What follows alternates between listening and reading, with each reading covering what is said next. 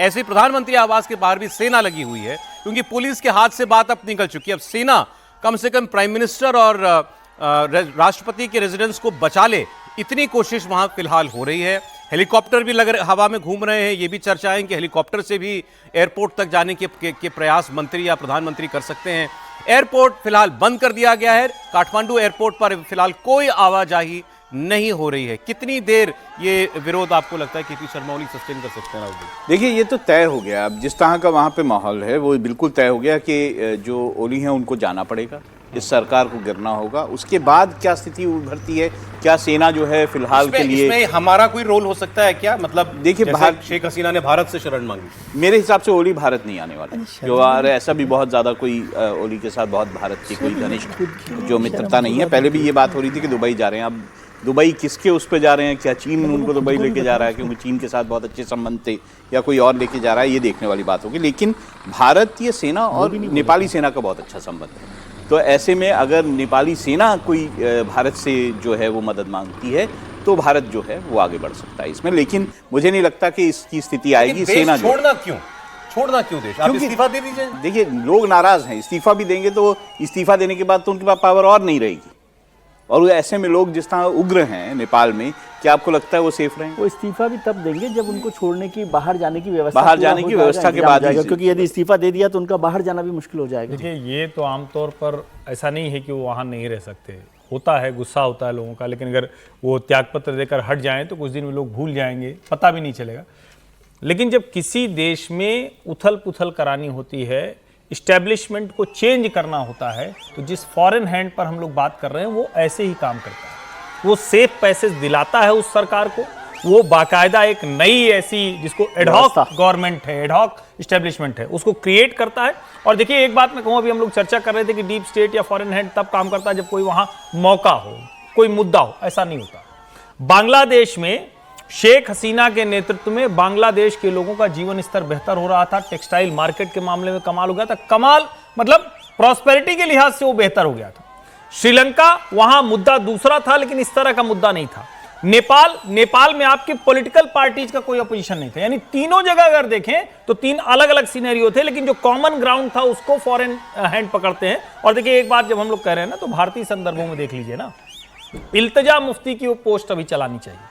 इल्तिजा मुफ्ती ने जब बांग्लादेश में ढाका में राष्ट्रपति के घर में लोग घुस गए और अभद्र तरीके से महिलाओं के वस्त्र लेकर निकले और स्विमिंग पूल में कूद गए, श्रीलंका में कोलंबो में कूद गए, तो इल्तिजा मुफ्ती ने लिखा, अंग्रेजी में उन्होंने लिखा, तो मैं उसको हिंदी में बोल रहा हूं कि मेरी एक दोस्त ने पूछा कि 7 लोक कल्याण मार्ग में स्विमिंग पूल है? ये महबूबा मुफ्ती की बेटी इल्तिजा मुफ्ती ने किया। ढेर सारे लोगों ने कहा, और हमारे जिनको हम देखते हैं और बड़ा वो मुंह बनाकर देश में हर तरह की अच्छी अच्छी बात करते दिखते हैं, वो क्या पूछते हैं? वो कहते हैं, क्या ढाका मॉडल नहीं हो सकता है? ये तो विपक्ष के नेताओं ने खुल के कहा की जो मैं वही कह रहा हूं, सरकार के खिलाफ लोगों का गुस्सा फूटेगा तो बांग्लादेश बन जाएगा। और यहां नरेंद्र मोदी खुद ही उससे लड़ाई लड़ रहे हैं। नरेंद्र मोदी वंशवाद और भ्रष्टाचार के खिलाफ लड़ाई लड़ रहे हैं। उसी लड़ाई को लेकर वो यहां तक पहुंचे हैं। और एक तरह से कहें तो जो उनको मैंडेट मिलता रहा है, वो मैंडेट भी उसी वजह से मिलता रहा है। लेकिन भारत की जनता इतने सब के बाद अगर कहीं गड़बड़ हुई तो तुरंत दूसरे को सत्ता। मुझे एक बात आप बताइए, आप कह रहे हैं फॉरेन हैंड क्लियर है इसमें, बांग्लादेश में निश्चित तौर पर, नेपाल में भी लोग। अब बीजेपी तो कहती है ये प्रयास भारत में भी किए गए हैं।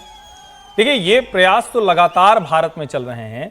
जब आप ये कहते हैं कि हमारे जो कॉन्स्टिट्यूशनल बॉडीज हैं उनको खत्म किया जा रहा है, जब आप ये कहते हैं जो इलेक्शन कमीशन दुनिया भर के देशों को चुनाव कराना अच्छे से मतदान तक और मतदान के बाद परिणाम तक ले जाता, उसको आप करेंगे नहीं, ये तो कॉम्प्रोमाइज हो गया है। जब आप कहते हैं कि सुप्रीम कोर्ट के 4 जजेस जो रोस्टर के लिए बैठे थे, आप उनको कहते हैं कि ये तो देखो, और कम्युनिस्ट पार्टी के नेता एक जाकर सुप्रीम कोर्ट के जज से मिलकर आते हैं, तो इस तरह की चीजें आप क्रिएट करते हैं। फिर जब आप कहते हैं कि देखो, चुनाव आयोग पहले कैसे चुना जाता था, जज को हटा दिया, जबकि ऐसा बिल्कुल नहीं था। यानी इस तरह के फॉल्स नैरेटिव आप जनता के सामने रखते हैं, फिर उसको किसी समय लगता है कि हाँ भाई कुछ ठीक है क्या। अब देखिए, महादेवपुरा हो, चाहे देवेंद्र फडणवीस की कॉन्स्टिट्यूंसी हो, चाहे वो 52 विधानसभा क्षेत्र हो जहां ये कहते थे कि मत बढ़े और भाजपा जीत गई, जबकि सच क्या है, 83 में से 52 में जो विपक्षी पार्टियां हैं वो जीती हुई।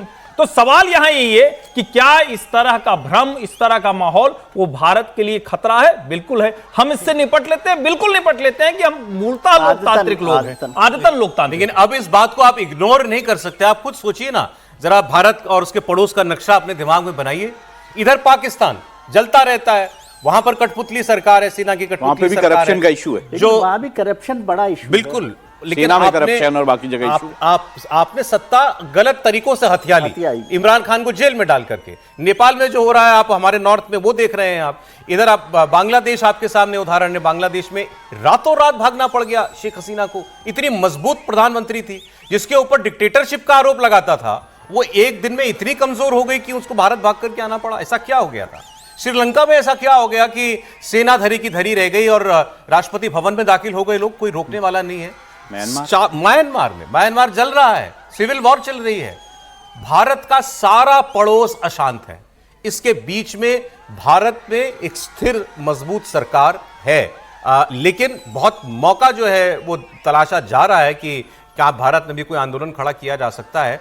ये जो विपक्ष और राहुल गांधी ने जो मुद्दा उठाया, शेख हसीना के साथ अगर एक सबसे बड़ा ड्रॉबैक था तो वो यही था कि ऑपोजिशन ने उनके वहां का जो इलेक्टोरल सिस्टम था, चुनावी तंत्र था, उसको कॉम्प्रोमाइज एक तरीके से जनता की निगाह में साबित करने की कोशिश की। हमारे यहाँ भी वही हो रहा है। मैं आपको बोला कि ये एक सिस्टम, उसी बात पे मैं कह रहा हूँ कि आप जो भी एस्टेब्लिशमेंट है उसको पहले डिस्क्रेडिट कर रहे हैं। ये पहला तरीका है डिस्क्रेडिट करने के लिए। यदि डेमोक्रेसी है तो उसका इलेक्टोरल सिस्टम को डिस्क्रेडिट कर दें, जो शेख हसीना के साथ हुआ। और वहीं यहाँ भी हम वही कर रहे हैं ना कि डिस्क्रेडिट कर रहे हैं। मैं कह रहा हूँ कि ये नहीं है कि 100% इलेक्शन सिस्टम ठीक होगा। हो सकता है बहुत सारी गड़बड़ियाँ होती हों, बहुत सारी चीज़ें गड़बड़ होती हैं, बहुत सारी गलतियाँ होती हैं, उनको सुधारना और पूरे डेमोक्रेटिक सिस्टम को या इलेक्टोरल सिस्टम को डिस्क्रेडिट करना, ये खतरनाक मुद्दा है। और मैं आपको कह रहा हूँ कि जैसे अभी हर्ष जी ने भी इस बात का जिक्र किया कि ये जो सरकार है, नरेंद्र मोदी जी हैं, वो इस देश के लिए वार्निंग की तरह से समझना चाहिए इसको कि करप्शन और नेपोटिज्म, वंशवाद जिसे आप यहाँ पर बोलते हैं, उन दोनों के लिए ये सब कुछ हो रहा है।